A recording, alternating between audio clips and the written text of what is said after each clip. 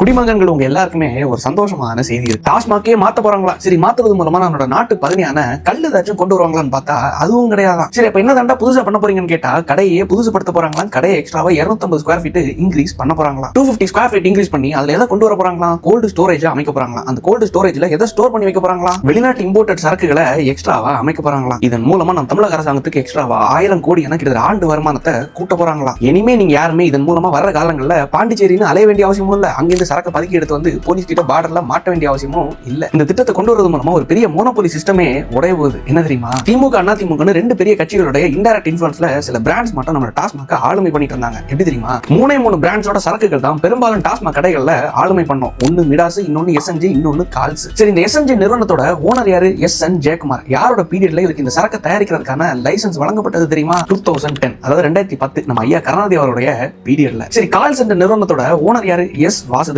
இவங்களுக்கு இந்த liquor factory வைக்கிறதுக்கான லைசன்ஸ் எப்போ வழங்கப்பட்டது தெரியுமா? அதுவும் 2010. நம்ம ஐயா கருணாநிதி அவருடைய பொது சேவையை கொஞ்சம் பாருங்களேன். சரி, அப்படியே நம்ம ஏடிஎம்கேயோட பொது சேவையும் கொஞ்சம் பார்க்க கூடாதா? மிடாஸ் என்ற நிறுவனத்துக்கு 2002, அதாவது 2002ல இந்த சரக்கு தயாரிக்கிறதுக்கான லைசன்ஸை வழங்குறாங்க. இந்த 3 பேரோட சரக்கு தான் பெருவாரியா டாஸ்மாக் கடைகள்ல அவைலபிளா இருக்கும். இந்த அவைலபிலிட்டியை தக்க வைக்கிறதுக்காக இவங்க மாதிரி ஐயா கருணாநிதி அவர்களுக்கு என்னென்ன பொது சேவைகளை பண்ணிருக்காங்க தெரியுமா? ஆதாரத்துடன் சொல்றேன். எஸ்என்ஜியோட ஓனர் எஸ்.என். ஜெயக்குமார் அவர்கள் கருணாநிதி அவர்களால் எழுதப்பட்ட ஒரு படம் பொன்னார் சங்கர் சொல்லிட்டு ஒரு படத்துக்கு ப்ரொடியூஸ் பண்றாரு. கரெக்டா 2010ல இந்த லிக்கர் ஃபேக்டரி அமைக்கிறதுக்கான லைசன்ஸ் டிஎம்கே வழங்குறாங்க. கரெக்டா 2011, அதாவது அடுத்த வருஷமே அவரோட படத்துக்கு ப்ரொடியூஸ் பண்றாரு நம்ம எஸ்.என். ஜெயக்குமார் அவர்கள். எவ்வளவு தெரியுமா? கிட்டத்தட்ட 30 கோடியா. இதெல்லாம் கிவ் அண்ட் டேக் பாலிசின்னு சொல்லிட்டு இங்கிலீஷ்ல அழகா சொல்லியிருப்பாங்க. ஆனா இப்போ இந்த கிவ் அண்ட் டேக் பாலிசியை தான் இந்த செயினை தான் டிவிக்கே உடைக்க பாக்குறாங்க. ஆனா ஆக மொத்தத்துல மக்கள் ஒருத்தவங்க குடிகாராகி குடிச்சு நடுத்தருக்கு வந்து பொண்டாட்டியோட தாலி அறுக்கிறதுக்கான ஒரு டெவலப்மெண்ட் வைங்களேன். ஆனா இந்த டெவலப்மெண்ட் தொடங்கி விட்ட கிக் ஸ்டார்ட் பண்ண நபர்களுடைய செயினை உடைக்க முற்பட்டா கோவம் வரும்ல. அந்த கோவம் தான் நேத்துக்கு நம்ம சட்டசபையில பிரதிபலிச்சிருக்கு. நேத்துக்கு சட்டசபையில தொகுதி பிரச்சனை பற்றி விவாதிக்கக்கூடிய ஒரு கூட்டம் நடந்துச்சா? கிடையாது. இல்ல பட்ஜெட் பத்தி விவாதிக்கக்கூடிய கூட்டம் நடந்துச்சா? அதுவும் கிடையாது. அப்ப என்னதான் நடந்துச்சு? அசெம்பிளியோட ஸ்பீக்கரோட உரைக்கு நன்றி தெரிவிக்கும் கூட்டம் நடந்துச்சு. கரெக்டா?